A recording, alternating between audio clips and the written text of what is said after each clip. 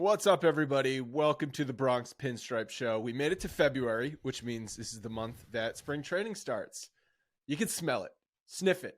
It is cold as crap out today, but I can smell baseball now because it's February 1st. Yeah, and we've had a bunch of days that are warm too. It's been a mild winter, so we could talk about weather for a little bit here going into spring training. Mild. We do that last week. In the off season, that's what happens. You start looking at, hey, why the hell isn't it snowing? Why the hell is it 50 some degrees on weird days? But I'm getting tastes of spring training. But yeah, we're in February, couple weeks plus out from pitchers and catchers. It's exciting. It's good stuff. I have a quick random story Okay. aside, but it'll tie into the pod. So I just don't remember what we talk about at this point. My brain, it's a pile of mush, right? Yeah. So do you remember us talking about human names for dogs last episode? Human name, yeah, because Kevin is the name of Anthony Rizzo's dog. So I got an email from our pal Yes. Lee Jones, who's a listener in the UK. And it was a picture of his Yes. dog, and he said, "Meet Jeff, my dog." And I was just like, I wasn't thinking. I was like, okay, Lee's just sending me a random ass picture of his dog. Cool, man, nice dog. He was like, "Oh, Jeff, for Jeff Bagwell." I was like, "What about Jeff Nelson?" And I was just going with it. I was like, I'm not going to be mean and be like, I'm not going to be mean and just shit on everything. I don't care about your dog, dude. I do care, but whatever. So then I put it together and I'm like, all right, we talked about the human. It took me a full day of going back and forth with Lee about his dog before I remembered that we had this conversation about the human names. So he named his dog. You keep saying Jeff, human names. You keep saying human names like it's people names. That's a person name. Jeff. That's a person name. Scott. Person name. Okay. Yes. I think I used the example of Bob. You don't name a dog Bob or Bob's Mike. kind of funny though. Mike, Bob's kind of funny as a dog name. I would allow Bob. So my point is, I don't remember what we talked about last week. I don't remember really much at this point. That's okay. You need some things that are going to be milestones in your brain that cause triggers that allow you to remember certain things, like pitchers and catchers. Like when you look out and you see on your television or your phone, wherever you're looking and you're getting your media, you will see people throwing a ball back and forth, and that will trigger something in your head, and you will be like, yes, I remember this. And when we see more baseball, you'll start to remember things. It's going to come back to you. Well, it's like when we were playing that game last week where we were trying to guess the random players in the lineup. And those were all from the past 3 or 4 years. I couldn't, we were just throwing darts, right? I don't think we got a single one of them. It was the last 3. I will say this: the last 3 or 4 years, when you're talking about a team every week, it's like they do blend together, and just especially the last 3 to 4 years, which has just been freaking weird. The blending of the lineups, the blending of the teams, the forgetting of, oh yeah, that guy existed, definitely has been happening more so for me. But I feel if you asked me something from 20 years ago, I could have a better chance at nailing it than from 2 years ago. So that's where, or an hour ago, where we are. Hour ago is just poof, gone instantly. Anyway, a couple of news items. We're going to talk about the balanced schedule today and then do some over-unders. But the news items, Chad Green, our guy, is going north of the border to Toronto. He'll be a Blue Jay henceforth. Yeah, I mean, this could be the Blue Jays have had problems in their bullpen. So if Chad Green is a guy that can come back and pitch to the abilities that he's met in the past, then it's going to be that could be a sneaky pickup by the Blue Jays. But this is the classic. Get a guy who had surgery. We know this first year is going to be a crapshoot, and then we hope the second year is good. So many teams have done this with relief pitchers. Yeah, but this is I don't know. Chad Green's down the path a little bit here. It's not. You certainly can't bank on another year being good. Is he not ready? He's going to be returning mid-season.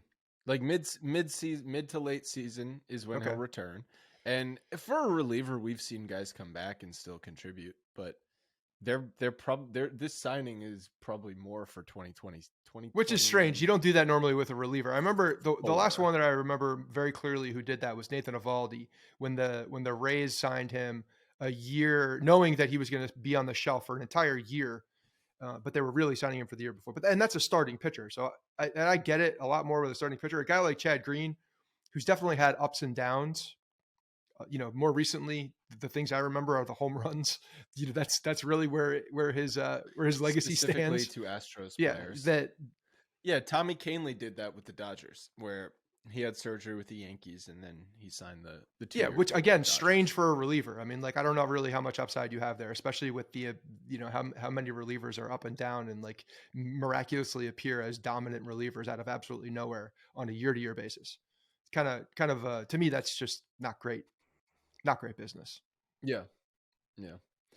The Yankees avoided arbitration with Gleyber at $9.95 million, which is about in the middle of where it's actually exactly in the middle between where he filed at 10.2 and where the Yankees filed at 9.7. Last week we talked about how they're less than $500,000 under the top tier luxury tax threshold. So this puts them again right there. They have less than $1 million to work with if they do actually want to stay under that top threshold. I know you guys think that there's going to be some money moved around in the spring here, but I just I don't see how much they could really move that makes any difference that would allow them to do something significant at the deadline to put this team over the top if that were the case. So that's why I believe fully that they're going to go over that, and that's not a hard limit, internally by any means. It makes no sense if it were. And then you got Cohen over here who's, just signed McNeil, and they're spending, what is it now? $1 billion this year, whatever. It's something crazy. It's over 600, right?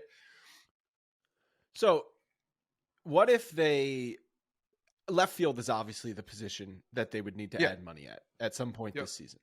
But what if they have an okay left field situation? Like, what if Aaron Hicks is the player that Brian Cashman believes, or Oswaldo Cabrera turns into a solid player, and left field is not a problem? Are we still, like, maybe they just don't look to upgrade left field, and then they can, maybe something else small happens. Maybe you need a bullpen arm. Maybe you need, a backup something. I don't know, that you can still stay under the tax threshold. But who gives a shit? Why are we? So we're talking about Aaron Hicks then being a good player. And actually, or Cabrera going out there and playing left field, and that'd be great. Ideal situation is if our guys play well and they don't have to go out and make a move, because that means the team is working well and there's someone who's playing left field at a high level. So if that were to be the case, that's great. But you certainly high level is probably at a above average level. But you cannot have that mentality going into a season, understanding that you're going to be hamstrung or cut down at the knees mid-season if you have a cap. That's a ludicrous way to go through the season. And so if we're looking at that, we have to believe as fans that is not a hard cap internally. We have to. Don't we hear this every year? Right. So that's why I'm looking with my eyes. I'm using the eye test here and not using what anything I hear or am reading against a particular number. My eyes are telling me that, if they need to upgrade left field, clearly left field is a question mark, then they're going to have to upgrade left field. And if they only have less than $1 million to do it, that's not enough money to upgrade left field. I feel like every year, whatever threshold they're closest to, it's always the headline. The Yankees will not go over this threshold. And I'm wondering if that is just something they say every year because it's whatever, or if that's some sort of leverage that they create where for other teams or other players, maybe they assume, oh, well, the Yankees are out because they're not going to add the $3 million that it's going to take because the $3 million is going to put them over the threshold. Yeah. I don't know. I don't really buy the narrative that they're putting things out there for negotiating purposes. They're the New York Yankees. They have. What was the last year that they said that and then broke that midseason? Because I don't think it's happened. Well, I mean, have we come out and as the Yankees organization said that we're staying under this deadline? No. I don't know if the organization ever comes out and says it, but every single year there's reports from the John Heyman. It's because they're close to it. That's why there's reports. If they weren't close to it, then we wouldn't be talking about it. The Yankees are telling them, Brian Cashman or someone high up in the Yankees organization tells Joel Sherman, we're not going to go over this next threshold. So then he reports that.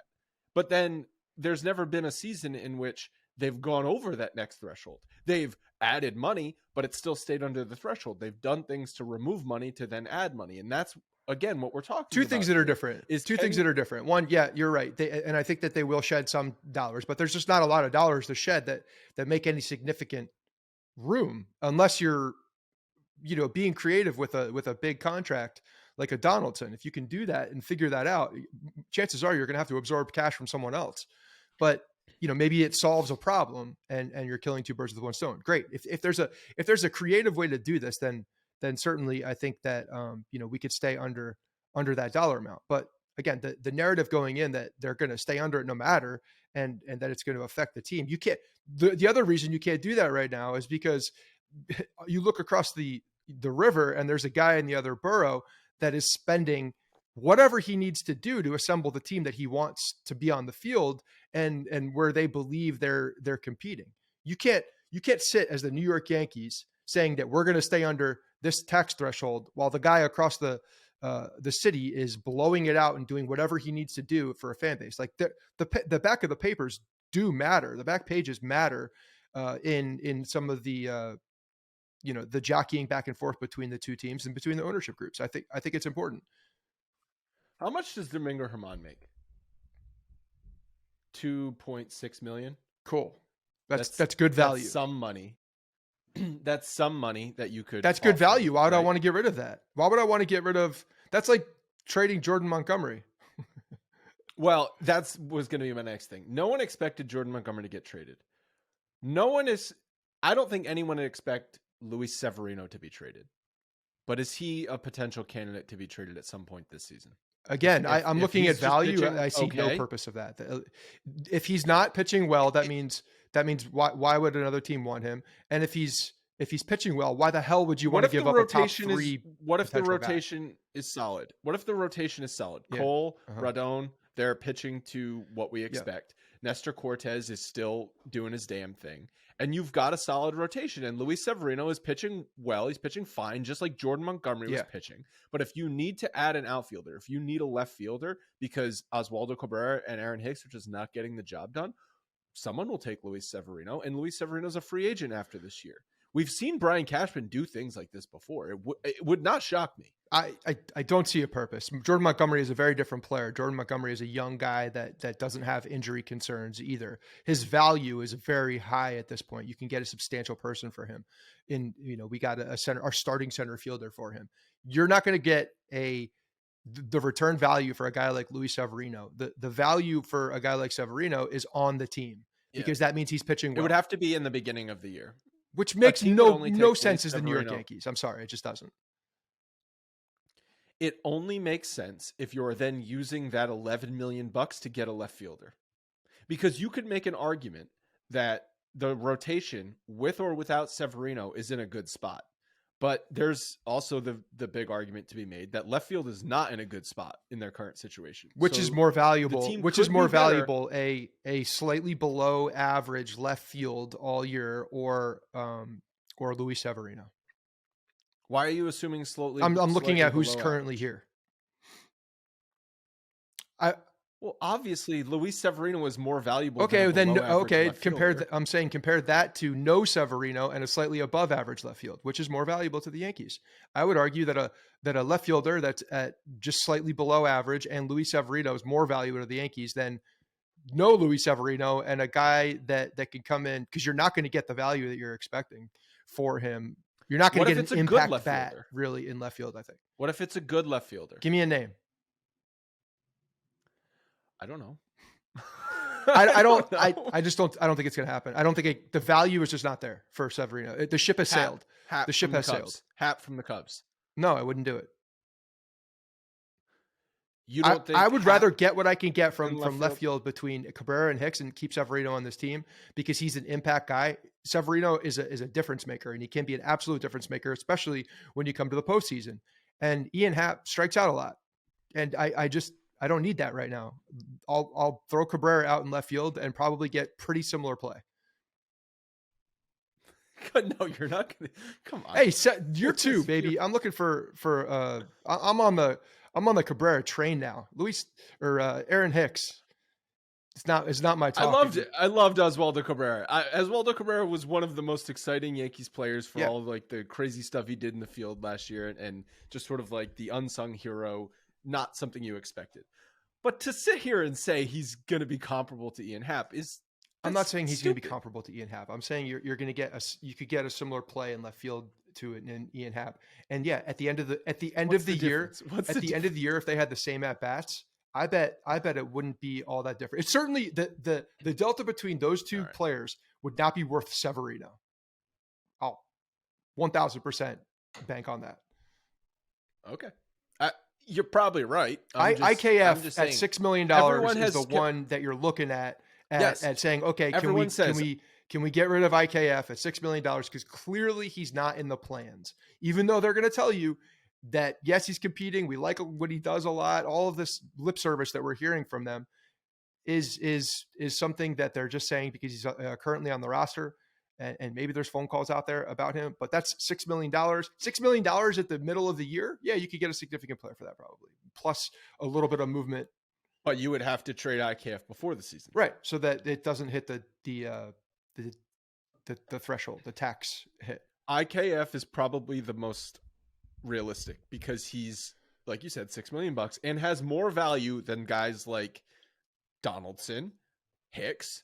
Gleyber has more value than IKF, but then you're back to the situation of, well, you're taking a piece that you might need on your roster away in Gleyber to shed some money. Because if you trade Gleyber away and DJ is not 100% and not really ready to play in the first half of the season, what are you doing at second base? You've got a hole at second base. So I don't see Gleyber happening either. I think that when you're looking at Donaldson, I think it's IKF and Donaldson are probably the two. And Donaldson's going to be tough, but I think that if you're looking across, and I see if Donaldson were to be moved, I could see it happening middle of spring training, end of spring training, something like that, where teams are looking around, they're looking themselves in the mirror, they're going through spring training, they're making their assessments, and they're identifying that, hey, you know what? Maybe, where we thought we were going to be or where we think we can be, we're not going to be there this year. And we should shed some salary because of that. We're not going to win this year and whatnot. So if we can get out from underneath a long-term contract, I go back to the Chris Bryant just because it's an example. I'm not saying it needs to be that guy, but that's an example of someone where the Rockies are paying a lot of money for a guy for, multiple years. And if they identify that their team is not in a place where they wish it could be or want it to be, then it could make sense to continue to compete, take on a salary for 1 year to be out from a 5-year deal. And at that point, then the Yankees would look at, to me, a player that's going to be with them, can help them win over the next 3 to 4 years. And now you're looking at a tax threshold very differently because you have someone there that's going to be helping your long-term. And if they go over it, then they go over it. But I could see that happening because I think that scenario could play out with other teams wanting to shed dollars where it could be a good trade-off, 4 or 5 years of a large salary for 1 year of a large salary. It's like but that doesn't shed the Yankees. No, but it could solve the problem. If you can get a left fielder that way, then it doesn't matter, does it? No, if you right. If you get you would have to solve the problem with that. You're not looking to move that contract, absorb another contract for multiple years, and then also go out and get a left fielder. No, that would be one in the same deal. Got it. Yeah.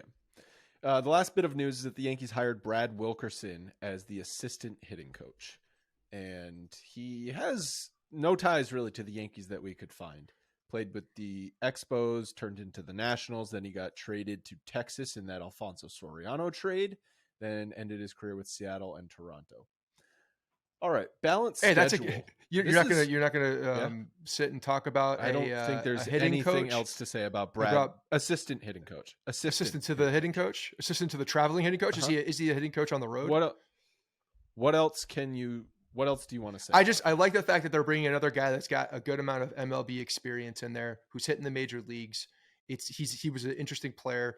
And I think that, just brings another perspective to the dugout. And I like that. I like the assembly of MLB players, veterans, and former managers that they got going on there. It takes a lot of the pressure away from Boone and really doesn't have to make any decisions. Okay. Ready to talk about the balance schedule? Yeah. I'm excited about the balanced schedule, actually. I am. Are you? Are you? Why? Because I am too. I am too. But I'm curious what you. because Why? I like at this point, you know,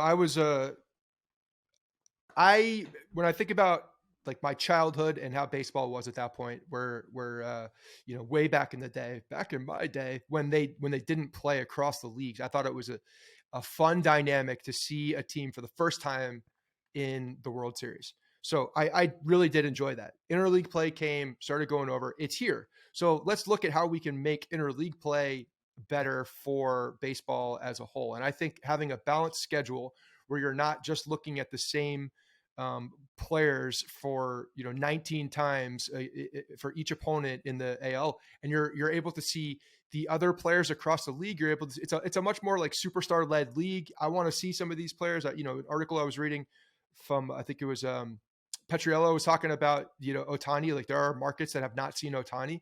That shouldn't be the case. Like, let's open the doors up. Let everybody play everywhere, and get the fans an opportunity to see a lot more of these teams and these players. I think it's a good thing. I think that the way that they reduced the amount of games in each division, it doesn't change it dramatically. I think there's still a lot of games that are meaningful. So I think it was a good change. I think it was a good change. 19 against your division opponents did feel excessive. Yeah. And there were points where you'd get like a 3-week stretch where the Yankees would only play the Orioles, the Blue Jays, the Rays, or the Reds. You know what I'm saying? And it was just like, really, like, they played Baltimore at the end of April, and then they're going to Baltimore at the beginning of May. And then a week and a half later, Baltimore's back at Yankee City. We're just like, we've played the Orioles 11 times in the past 20 days. Like, can we see a different team? So I agree. For that standpoint, just like the variety of the schedule, I think is going to be way better. It is fun when teams that you haven't seen in a while come to town. Like the Padres are playing Memorial Day weekend at Yankee Stadium. The Padres have massive star power. That's going to be an exciting series. Like I like when you get those different teams. The Yankees have the Dodgers on the schedule this year. I mean, they have everyone on the schedule this year, but there's the Dodgers, the Cubs, like those sort of National League marquee franchises that you're not used to seeing. I think is cool. I think that adds a nice element to the schedule. I agree. I agree. And what it does also is I think it adds to the parity that they're trying to bring to baseball.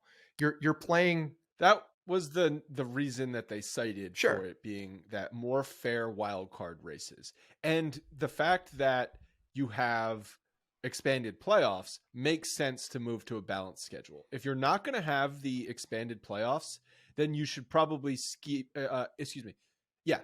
if you're going to stick to the old playoff format, then you should stick to the old schedule where winning your division is much more important because there's fewer wild card opportunities. So play the teams in your division to find out really, truly who's the best of each division. That team wins, that team goes to the playoffs. But now that you can get into the playoffs in other ways by being the 6th and 7th best, right? 6th and 7th best team in the, is it 7? No. How many teams in each? See, I'm losing track. Whatever it is. Yeah, the more balanced schedule makes sense than playing so many division opponents. The other piece of this too, when you're looking at how they're the breakdown. So the breakdown is what 52 games against division opponents this year. That's down from 76. 13 games that are against each division. So 2 home series, 2 road series. Yankees will play 64 games against other American League divisions. So that's down from 66. That actually doesn't change very much, right? You're still going to see a lot of the opponents.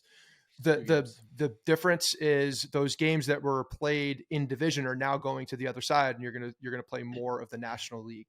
So you're seeing more of those teams. And look, there are so many changes this year.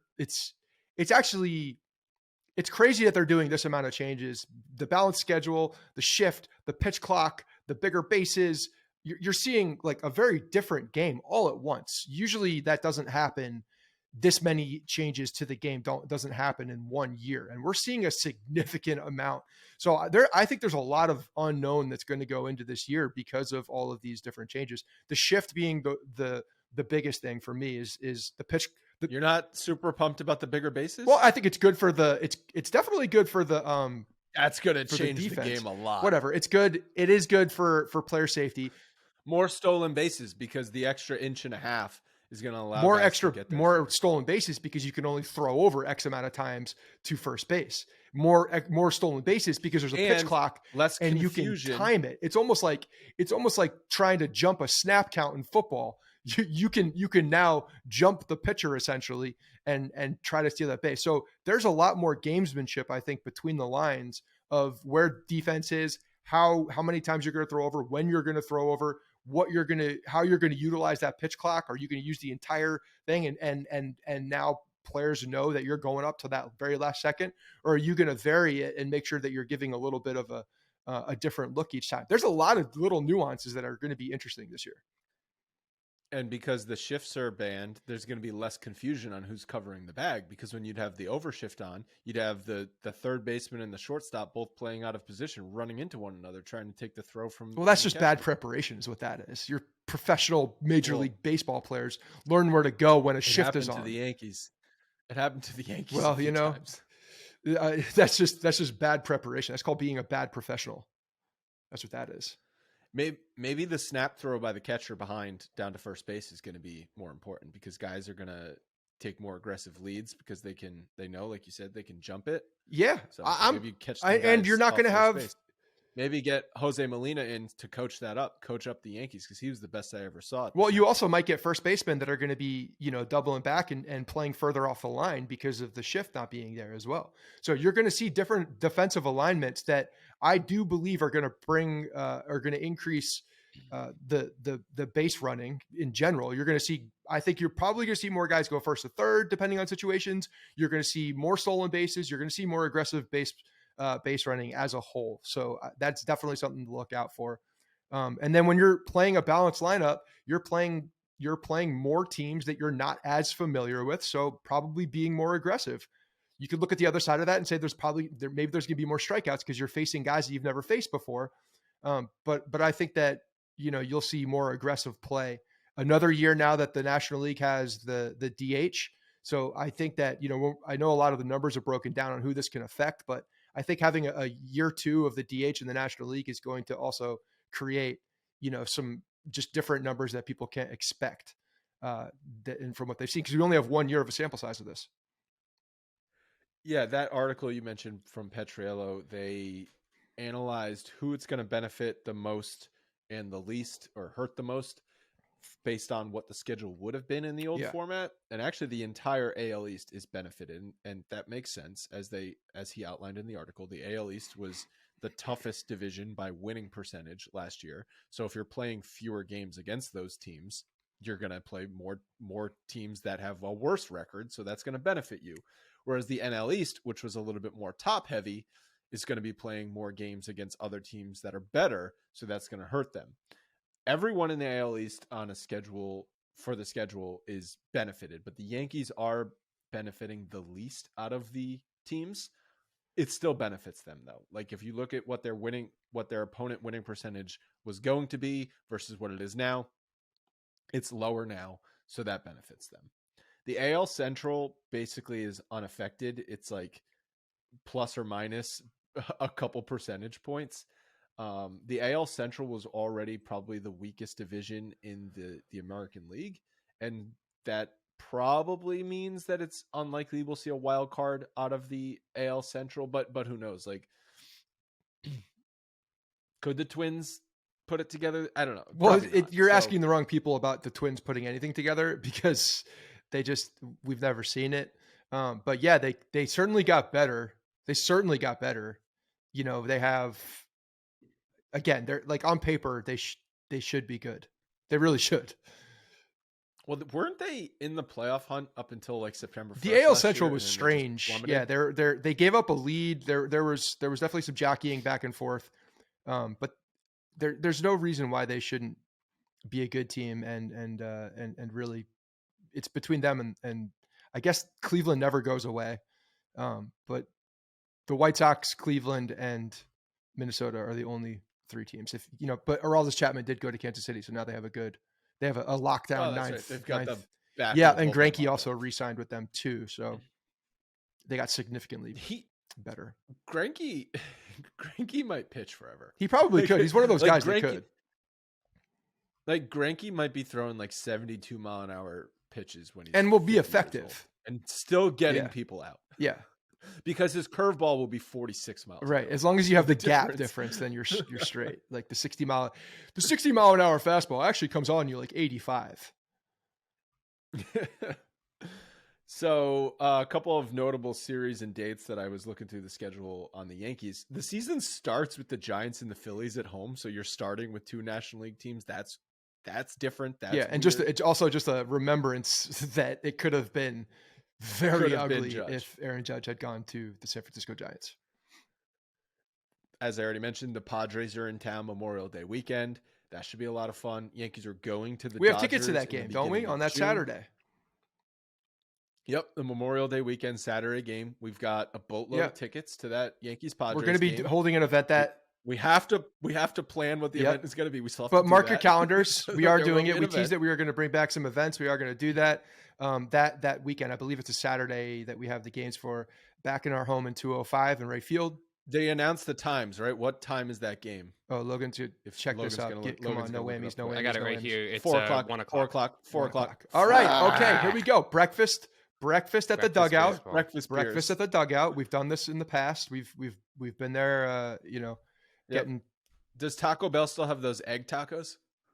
Didn't they? They came back. There's some commercials about their whole breakfast thing. And it's yeah. a breakfast taco. Yeah, breakfast taco at Taco Bell. Yeah. You'll spend the first 3 innings on the shitter. It's fine.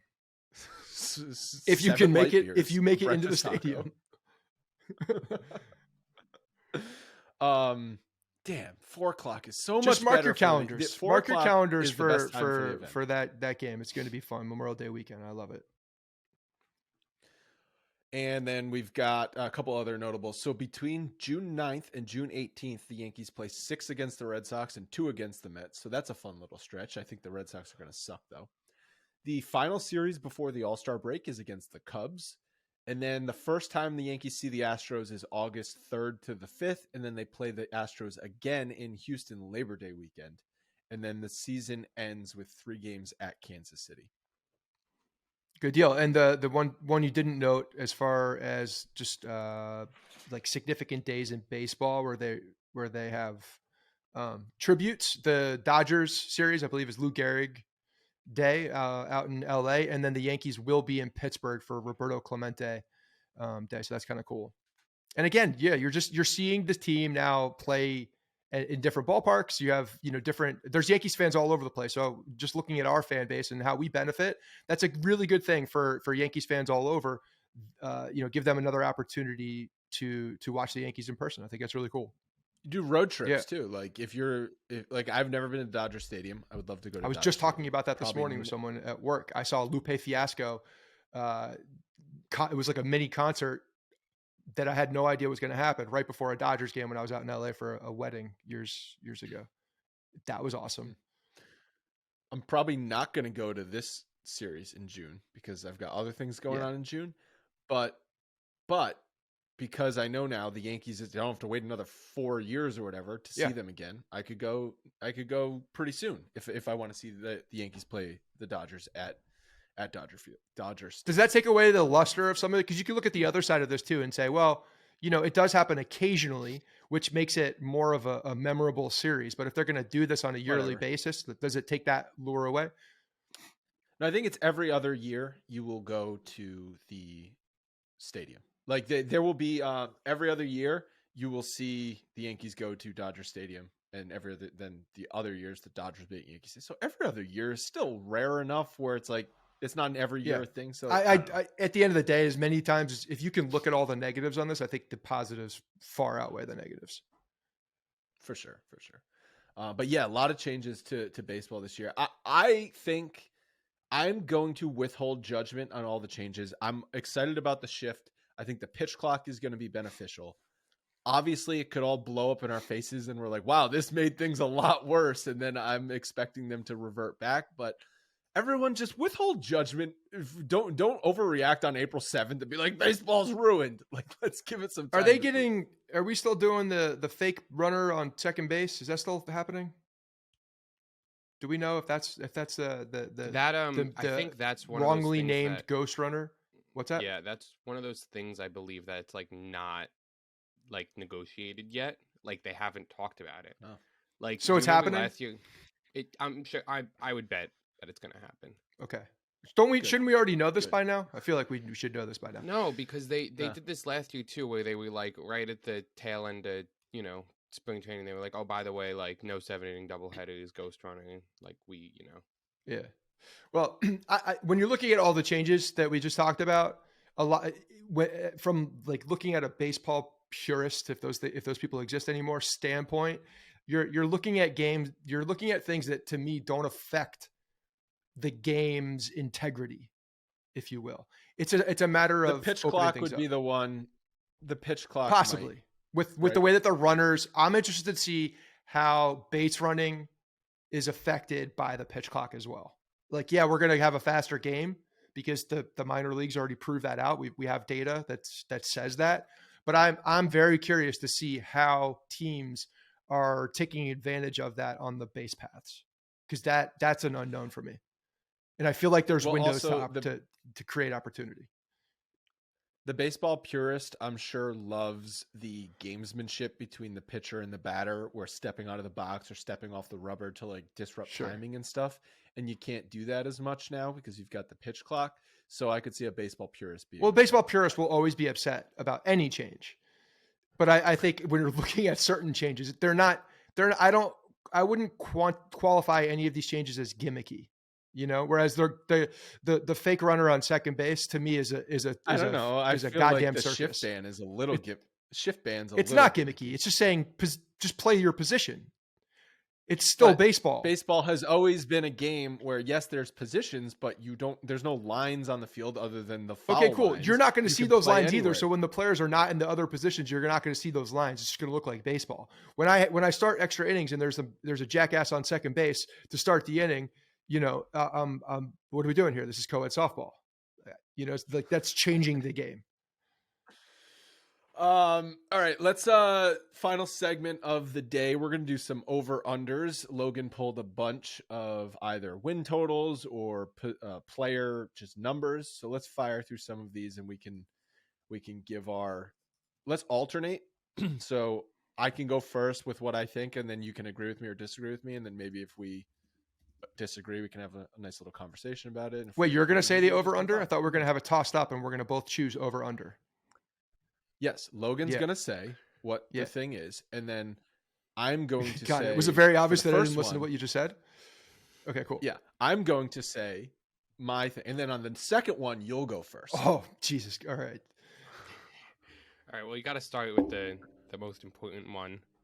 Yankees, 97.5 wins. So they were on pace for like 168 wins last year at some point. Yeah. Right? And then that didn't happen. 97.5 is a high number. And I know the balanced schedule in theory should say that they should win more than that. But that's a high number for an over under. Like you have one bad stretch and that's kind of difficult. Cool. So say under and go for it. Stick to your guns. I think I'm going to say under. It's not going to be under. I'm not saying they're going to win 85 games or anything like that, but like 95, 94, 95, 96, like to get to 98, that's a high number. So I'm saying under. 100% over. Okay. Guaranteed. Dang. Yeah. Stamp it. Guaranteed. It's a Scott over. Writing guarantee. If they don't win 100 Scott games, Writing something's guarantee. wrong. Yeah. All right. You do realize this team was 500 since July 1st. I know. I also know what they were before July 1st, which was not realistic. Okay. Yeah, there was I think the difference on those two. All you got to do is find a happy medium on both sides, and they're at 100 wins. Keeping records. Look, here's the thing. My expectation is 100 wins. That's probably a more clear way to put this. Is over 100 wins. This team absolutely should win over 100 games. They should. So now this is even more in doubt. This one, 7 or 19 and a half starts. Because now he had 19 last year. But now okay, I'm going first. I'm going to say over.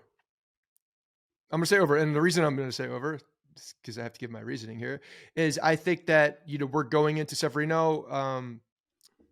first time in a long time, we're seeing a guy walk into the year healthy, should be ready to go, got a good amount of innings last year. So there was a ramp up period. And the way that Severino was talking and what we saw from him, like this guy really does put a lot of care and emphasis on staying healthy now. Whereas I think, and maybe that's just his shift as an athlete, as he's gotten older, more mature, he understands what these injuries have done to his career. And then he's really put an emphasis on being in shape and staying healthy throughout the year. So I'm going to say over, and a lot of this is me like crossing my fingers and hoping he can stay healthy, because I know what he is when healthy, and he's an impact guy. This is 19.5 starts for him for the season. Doesn't have to be with the Yankees, right? So if he gets traded, like I said, it's a possibility. He could still hit the over. This is a Yankees podcast.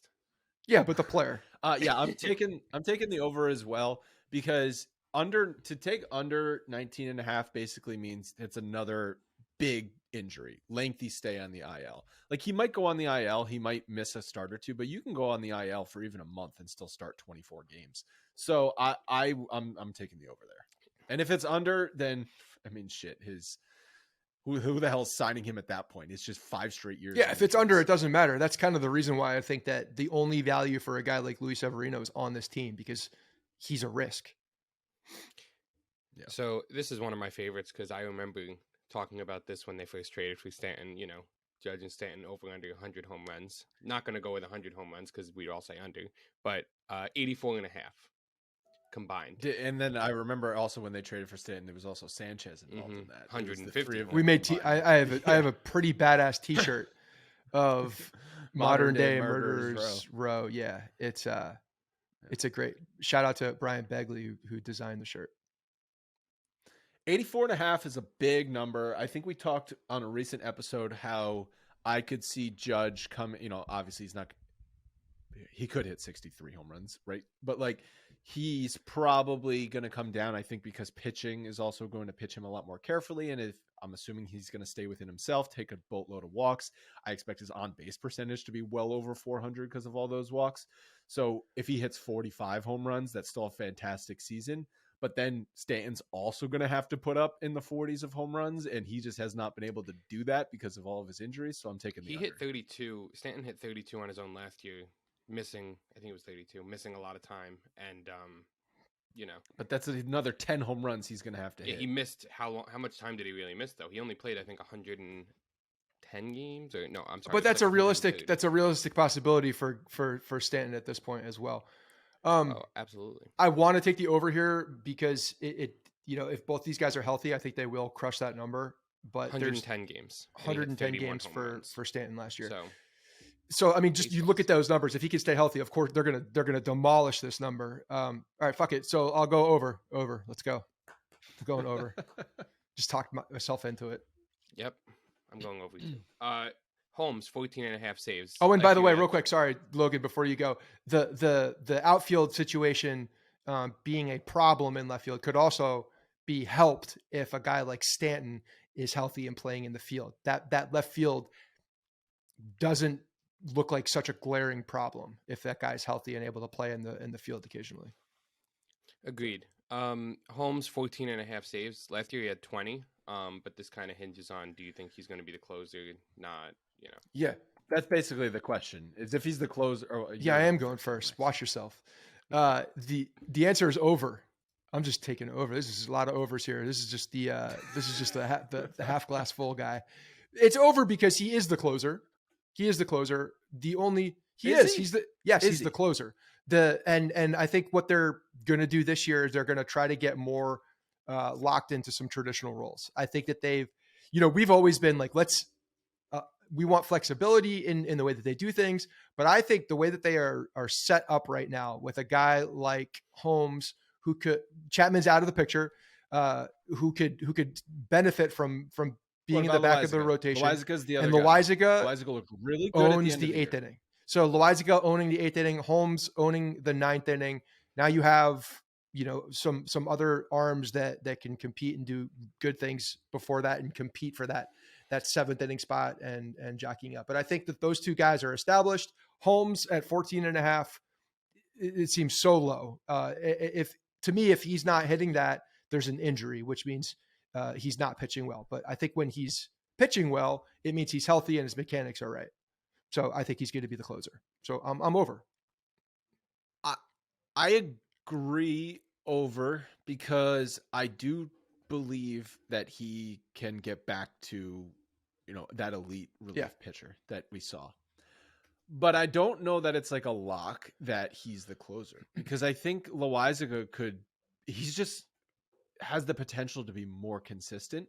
And if Loaisiga has a great spring training and Holmes has, an okay spring training, I could see them giving Loaisiga the job to start. Like, Holmes did not earn the job back at the end of the year due to poor performance and injury, and Loaisiga did earn it at the end of the year.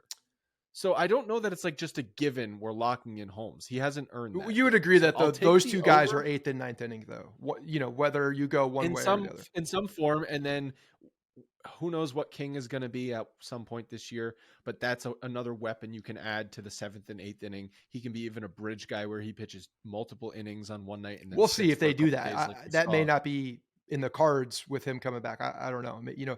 I have no clue, but that also could be better for a guy coming back from injury. Like we saw, remember how Girardi used Chad Green back in 2017? It was like multi innings, then he would sit for 2 days, and he was just so dominant in that role. And that can hamstring you, but at the same time, if that's just like, that's your role, right? Like you're going to pitch 2 innings and then you're not going to pitch again for 2 days, or every other day, every other outing, you're going to get the 2 days. You know what I'm saying? You have that plan. If Holmes and Loaisiga are also right, I think you have the luxury to do that with a guy like Sure. And it'll be interesting to see how they handle him and his workload once he's fully back. But so are you over or under? I'm taking the over, but I'm not as confident in it as you are, because I think Loaisiga could also be the closer. Well, they also used Wandy in the playoffs to close last year. So yeah, a lot of that was more of a I see that we need to do this situation. But Holmes and Loaisiga were both healthy, and they still Holmes was not healthy in the playoffs. I mean, he was there. He wasn't the same guy. Healthy. They were using him when he was available that way, though. Wandy Peralta was their best relief pitcher in the playoffs, but I see Wandy Peralta being a situational closer this season. Is that okay? We just had Loaisiga. Say if Loaisiga is the closer, he just pitched back-to-back days. Holmes pitched the 7th or the 8th inning. Wandy. How many times do you think that Aaron Boone refers to Wandy as how lucky they are because they have the ability to put a closer like Wandy in the 6th inning, 7th inning? He's going to refer to Wandy as a luxury because he's got closing experience in the 6th inning, 5th inning, whenever. Tommy Canley too. Over under on 4 times. So then Luis Severino starting should be a real luxury because he's got 8th inning experience. Yeah. In the 1st inning, big time. Wow. Gleyber, we all don't know what he's going to be this year. I'm going batting average though, 260. He hit 257 last year. And Ilya put a good note in here that he was shifted on 40% of the time, which is above league average. So is that going to have some positive regression in the average department for Gleyber? Before we get to this one, I have a question for you guys. Do you think that batting average is going to be looked at any differently because of the shift? Because there's going to be inflated batting averages. Is batting average going to be popular again in talking points? There'll probably be something that comes up where it's like an adjusted batting average. I'm sure will be developed, because it's like you can simply do that, like based on, okay, you hit 260 last year, but that was X percent above league average. And now you're hitting 285, but that's X percentage above league average. So we're just going to average the two, saying like, this is with, this is with more defense. This is with less defense. What does that even mean? What the hell does that mean? Well, because the old way is not the new way. The old way is the old way, and it doesn't matter anymore. So what does that even mean?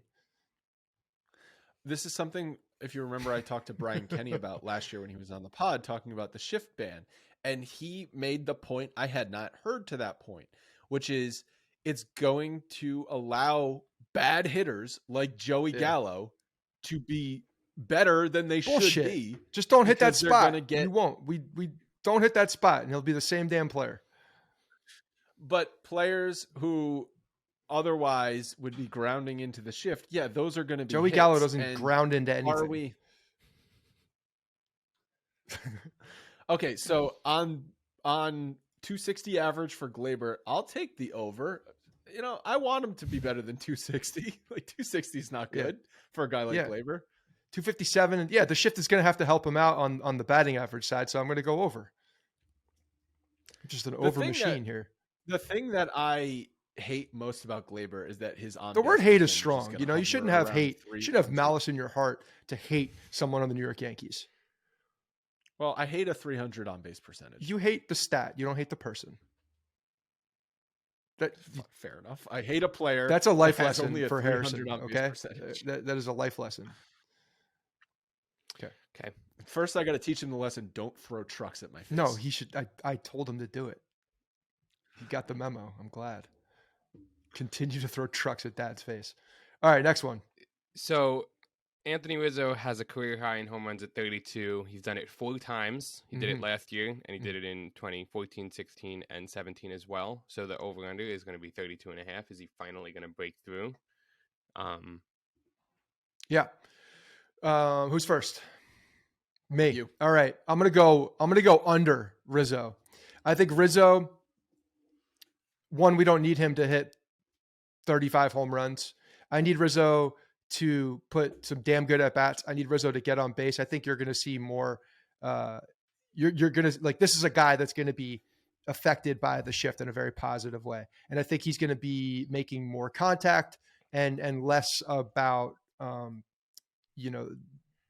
putting as much emphasis in the power. So I think we'll probably see doubles tick up for him and base hits tick up for him. And I think that home runs could probably plateau, if not go down a little bit. Yeah, I'm taking the under on that too. I don't think he's gonna get there. So Cole, 3 ERA. He had a 3.5 last year. Obviously, much less in years prior. So make it an easy line. This is me. Cole, 3 ERA. Jeez, he should be there. I don't trust him though. He's over. Too many home runs. Over. It's an over for me. It's not going to be by much, but I think it'll be over exactly for that reason. He'll be better. He's not. I think he will be better this year. Why? Because he's going to choose to be better. He had didn't he have a couple like just complete destruction? Oh, he had some outings, massive stinkers. He had some massive. Yeah. You point at that guy like that guy's not my ace. That he had those comments thrown out. I don't how many of those did he have? 5 of them last year, right? So if he only has 4 this year, his ERA is 3.35, right? So it's going to be better than 3.5, but 3.5 is not good for your number one lockdown starter. It's a bad ERA. No, it's a bad ERA. He had that game in Minnesota last year where he gave up 7 runs in 2 1/3. Started the season in Detroit. Right. The game in Detroit, the Detroit game, the thing about the Detroit the Detroit game though is he technically only gave up 2 runs. Oh, he just not in my heart. Not in my 5 in an inning and in 2/3. I remember he had like 2 starts against the Blue Jays over like in July, August, where he allowed, I think, like crooked numbers in innings. Where like one of them was like the 5th inning, he gave up a 5 spot, and then they came in bunches. That was the problem with him. They came in bunches and on the home run ball. And then when he ran into something, when he ran into adversity, it never got better. And that's where I need him to be better. I need him to finish. Like the word finish is huge for him. He needs to finish his starts. He that's where deception though. He really like that crooked number that you're talking about against the Blue Jays was in August 6 innings, 4 runs, which isn't great, but like that's not good. It wasn't good. That's like a 5 ERA. Technically, yeah, but even so, I'm just saying it's not 7 runs. No, but a 5 ERA from your number one starter is terrible. That's again expectations here. We need to understand that his bar is higher. We're grading on a curve with that. I need more from him. That is not acceptable. One thing that maybe we can do and talk about next week is those types of starts. Comparing Cole to the other quote unquote elite pitchers in the game. We could look at Rodon from last year even. Yeah. How many did the other guys have where 6 innings, 4 runs, which is a 5 ERA, versus how many does Cole have? Because yes, Cole does have the games that are 7 innings, 1 run, 11 strikeouts. He has plenty of those games. But I guarantee you he has way more, double the amount of those shit other my pants games. This is a stat called shit my pants plus crap game. Whereas if whoever, Domingo Germán, goes out there and gives up 4 runs in 5 2/3 innings, you're like, whatever, it's Domingo Germán. But when Garrett Cole does it, you're like, that's unacceptable. I guarantee you he has double to compare to the other top 5, top 10 elite. So I was reading Reddit this week, and some guy came up with a tough outs plus stat I thought was interesting. Yeah, I read through that and I was trying to figure out how he got there. I couldn't figure out how he got there. This is one of those. It's like a stat for not shitting yourself in the 5th inning plus. So the brown pants plus. Okay, let's fire through the rest of these. Let's fire through some of these. So this one needs no conversation really. Aaron Boone, 7.5 ejections. Last year he had 9, which is a ton. Single season record is 11. Bobby Cox and some others hold that. Yeah. And he had 6 in 2021. So one stat that I would like to know is his father, who also was a manager. Where was his high? Because I think he wants to win that. He wants to win the family record. So that's, I think, is important to him. I think Boone loves getting thrown out of games. So I'll say over. It also benefits the Yankees. So over. How? Because he's out. Because he's not managing. Can he do this in the playoffs? In the 4th inning? No, I think it's really hard to get thrown out in the playoffs. I think the umpires basically like don't throw you out unless you really, really start yapping. I think, Boone, when he gets ejected, I bet the Yankees record is better. That would be a good stat. Rodon, 25.5 starts. Last year he had 31, but before that he had 24 in 2021 and kind of hovers around that mark. And better be over. It better be over. If it's under, I got so many problems with the Yankees organization as a whole. Yeah. Because 25 starts means he missed over a month. That means he missed well over a month of starts, like almost 2 months of starts. That's gonna be a problem. Ilya has in our chat here that Bob Boone, father of Aaron, only got thrown out no more than 2 in a season. So Aaron Boone is actually now a disgrace of the family. Wasn't there something when Boone got hired that he was only ejected 1 time as a player? Oh, I think so. Debut. Yeah. It was in his debut. Yep. Hicks, 99.5 games played at any position. Not games started, games played. Under. Games played. No, games played. So defensive replacements count. He had 130 last year. But his definitely over games played. Games started, I hope it's under. Games played, it's going to be over 100. Man. Did you say that Stanton had 110 games played or starts? He had 110. His is always pretty close because he doesn't really. Yeah, because maybe he'll pinch hit now and again, but Hicks is going to come in for defense Stan a bunch. Started, maybe know not. Games he's... You don't replace your left fielder all that often for defense. Your center fielder, him going. You're not going to replace Bader. You're not replacing Judge in right field. So left field is the only place that you'd be bringing him in on. So unless he's starting in that spot, if Oswaldo, so Stanton started 103. If Oswaldo Cabrera is awesome, both defensively and offensively, then yeah, I'm going under. I'm going to go under on this. I'm going to go under on this because I don't truly believe that Aaron Hicks is in the long-term plans here. And I'm saying long-term within the season. Yeah, last year. I'll go under. Okay. DJ LeMahieu. Everybody forgets about our favorite player. 285 average. Last year he was 261, but that was kind of zapped at the end from his injury. When is DJ LeMahieu gonna start playing? Do we know? Like 2025, hopefully. This is what I hope for DJ LeMahieu. He does not come back before he's ready, and when he comes back, he's 100% and he hits 312 because that's what I expect. If DJ LeMahieu is healthy, he's going to hit above 300. So the answer is over. And it's all a matter of if he's healthy or not. If he's not healthy, I have no idea. 260 and 260 is a hurt DJ LeMahieu, which is impressive because most people would kill for a 260 average. I mean, we had Gleyber fully healthy at over under a 260. LeMahieu is also going to benefit from the shift, from the shift not happening. Not to say that they no one shifted. He was like I one know of they the didn't least shift on him, shifted but at the players. same time, he also has such great bat skills that I think no matter what, just because the defense is always going to be straight up, it's still going to benefit him. I'll take the over, but I hope he comes back. Whenever he comes back, if it's May, if it's June, if it's after the All-Star break, be 100%, and they need him for the playoffs, and he'll be a 300 hitter. I don't think it's gonna. He didn't go through surgery. He was resting it, so he should be back well before that. I believe he will be. He's going to be in spring training, and we're not going to see. I know. He's going to. The whole reason why he wasn't getting that surgery was because he was feeling good. So. But there were questions about him being ready to start the season with or without surgery. That's odd to me. There's been a long time. So, all right. Anyway, over.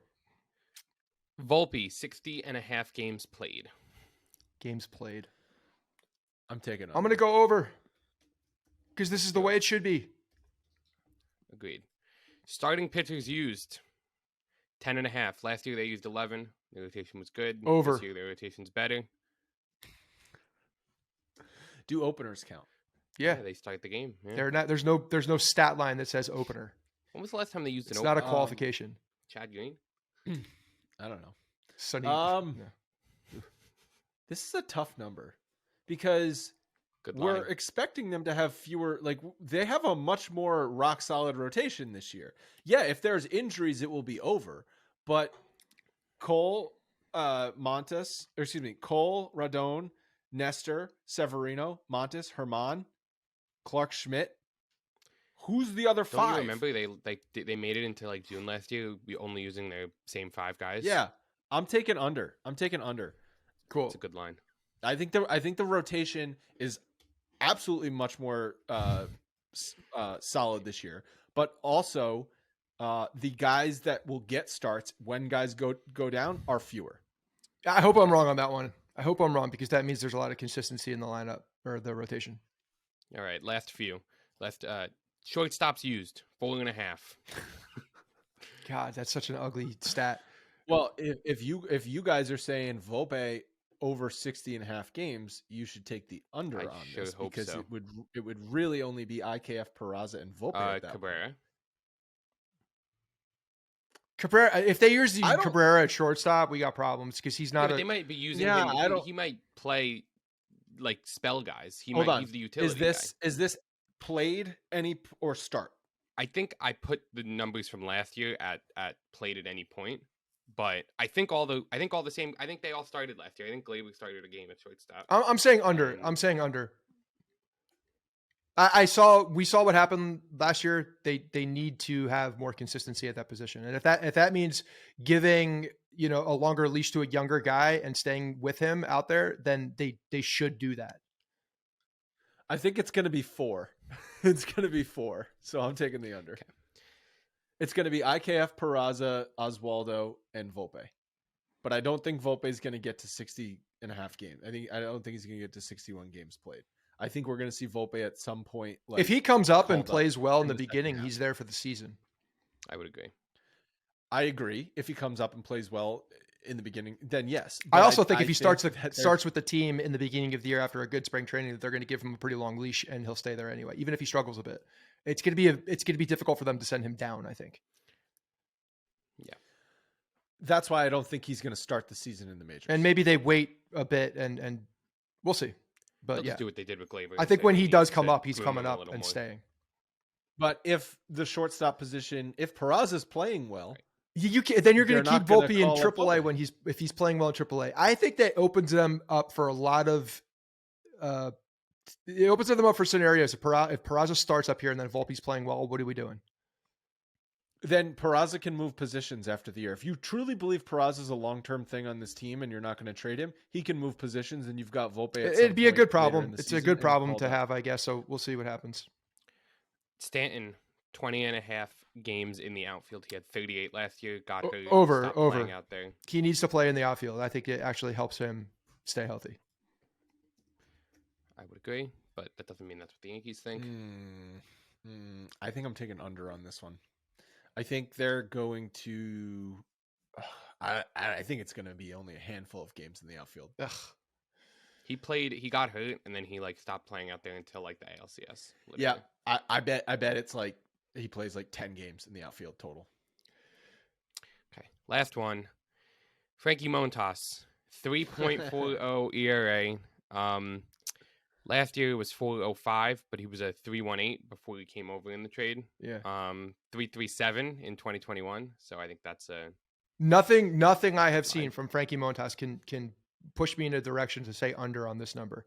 If he's under on this number, you could have put this at 4. We're all great. It's all amazing. If you put the over under at 4, I would have had to think about it, but I don't have to think about it at 3.4. Garrett Cole pitched with 3.5. He's supposed to be 3. I mean, he was 3.18 last year. He was 3.37 the year before. So that's what a healthy he's also Frankie hurt again. Montas can do if he pitches at the Oakland Coliseum. When did he get popped?